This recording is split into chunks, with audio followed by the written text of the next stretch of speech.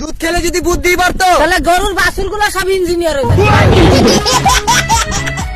যেসব ছেলেরা 4-5টা মেয়েদের সাথে প্রেম করে ওদেরকে নোবেল দেওয়া উচিত, কারণ তারা শুধু 4-5টা মেয়ে মেনটেন করে না, আরো 4-5টা ছেলের জীবন নষ্ট হওয়া থেকে রক্ষা করে।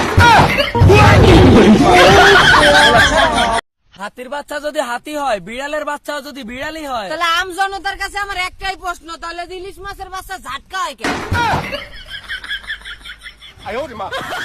জীবন চলার পথে কখনো থামতে নেই, তবে জোতাটা ছিঁড়ে গেলে আলাদা বিষয়। বিয়ের আগে rose day, propose day, chocolate day, আরো কত ডে। আরে যে বিয়ের পরে খাওন দে, পানি দে, সাবান দে, কাপড় দে, জুয়েলারি দে, বউ আমার একটু শান্তি দে। আমি চিৎকার করে কাঁদিতে চাইয়া করিতে পারিনি চিৎকার। দেশের যে কি অবস্থা তা আপনারা জানেন। সরকারি চাকরি লইতে গেছিলাম, চা খাওয়ার জন্য 7 লাখ চাইছে, কপাল ভালো বিরিয়ানি খাতে যায় নাই। মেয়েদের কাছে সবচেয়ে ভয়ঙ্কর প্রাণীটা হচ্ছে বিয়ের ঘটক। কারণ হচ্ছে কি, এরা প্রেম করে হলো যে সুন্দর সুন্দর ছেলেদের সাথে, আর ওই ঘটকে করে কি জলিল কাকুর মতো একটা টাকলা বেড়া লাগে বিয়ে দিয়ে দেয়। চিকিৎসা বিজ্ঞান যতই উন্নত হোক না কেন, ছোট পোলাপানের স্কুলে যাওয়ার সময় পেটে ব্যথা ঠিক করার ওষুধ আজও আবিষ্কার করতে পারবো না। ভালোবাসাটা শাহজাহানের চাইতে কম ছিল না। খালি বাজেটের অভাবে তাজমহল বানাইতে পারি নাই। এই সাইডে ঢাকা শহরে কি মাইনছে 2টা গ্লাস পানি খাইয়া 5 টাকা দিয়ে মোটা লাগে। কি একটা কীর্তন বাজে। আমাকে গ্রামগঞ্জে তো এরকম সিস্টেম নাই। কত পাট কাঠ জমজার জঙ্গল আছে যে আগে মানছে মতে, তাতে কোনো টাকা পয়সা লাগে না। এখানে পানি খাইতে লাগে 2টা, মরতে লাগে 5টা।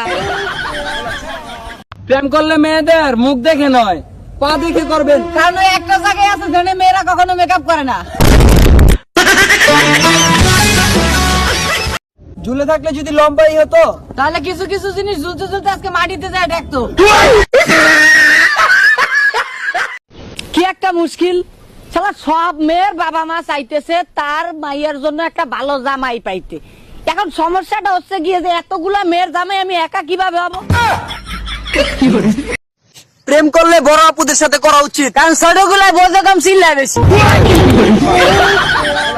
বিয়ে করার পরে বাচ্চার নাম সর্বনাশ রাখবো, যাতে বউকে কতিবারই তোরে বিয়ে করার পরে আমার সব বোনাস হয়েছে। 20 লক্ষ টাকা দিয়ে গাড়ি কিনে কি লাভ, যদি 2 টাকার জন্য সেই গাড়ির জানালা বন্ধ থাকে।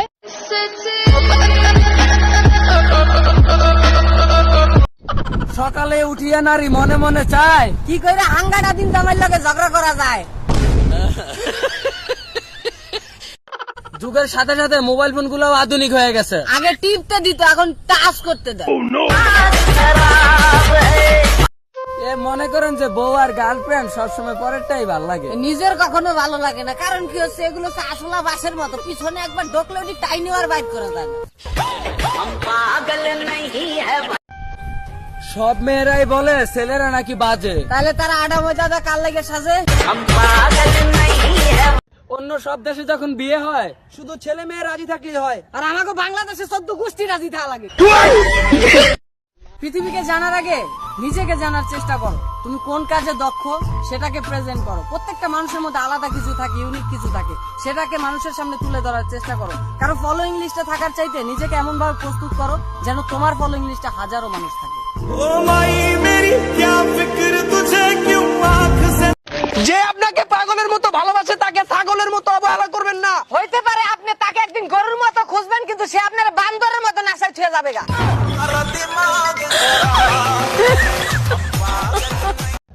জীবনের প্রথম যখন মিয়া খলিফার নাম শুনছি আমি মনে করছি কত বড় মাওলানা। পরে উনি যে উনি বিশ্ববিখ্যাত একজন খেলোয়াড়। जोर का झटका है जोरों से लगा लगा। বেস্ট ফ্রেন্ড গুলো না কখনো ধোকা দেয় না, তাই না দোস্ত? কারণ কুত্তায় কখনো বেইমানি করে না।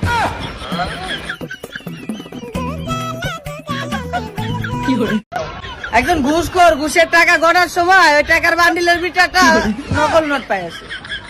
তখন বউয়ের কাছে দুঃখের সাথে করছে যে দেশটা আজকে নষ্ট হয়ে যাচ্ছে। মেয়েরা তেলা পোকা দেখলে এমন ভাবে চিল্লায় মনে হয় যে মেকআপ ছাড়া আয়না দেখছে।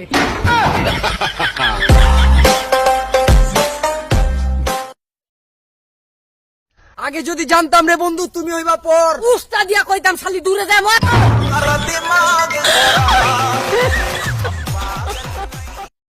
আপনারা কি জানেন অভাবী কাকে বলে? যার ভাবি নাই তারই অভাবী বলে।